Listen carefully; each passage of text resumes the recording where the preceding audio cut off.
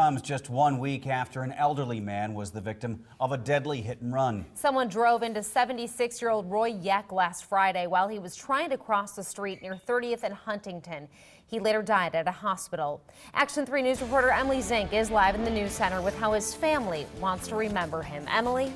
Roy Yeck's family says they were trying to get him to quit smoking because they feared it was going to kill him. His family says they believe he was crossing the street to get cigarettes at the Four Aces Quick Shop when he was hit and killed. You know, I know he's a monkey. I can feel his tail down my back, Mama.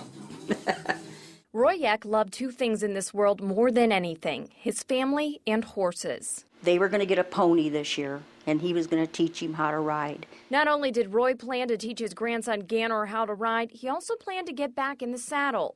He says, I think I'm going to start riding this year.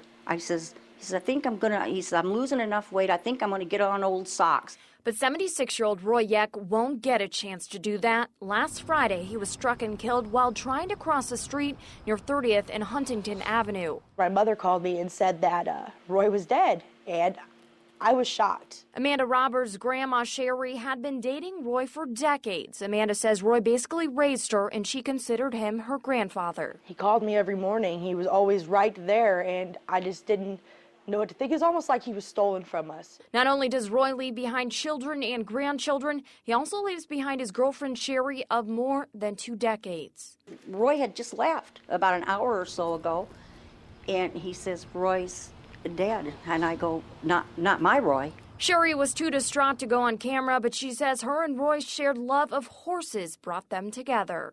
He thought I was the prettiest girl he'd ever seen.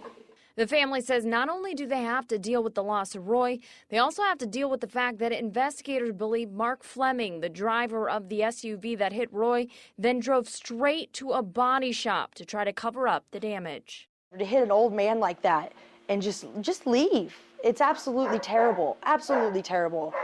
You know, like I said, Roy would have forgave him. He would have if he would have lived. He would have forgave him because that's the type of man he was. Amanda says Roy may no longer be here, but it gives her peace to think he's riding shotgun with her as she drives his beloved truck. In a way, it's like he's still there with me. He's still getting me to the places I need to go and all the things I need to do.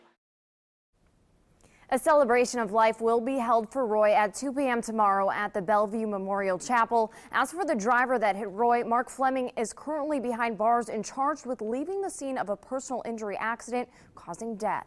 Live in the news center, Emily Zink, KMTV Action 3 News. Emily.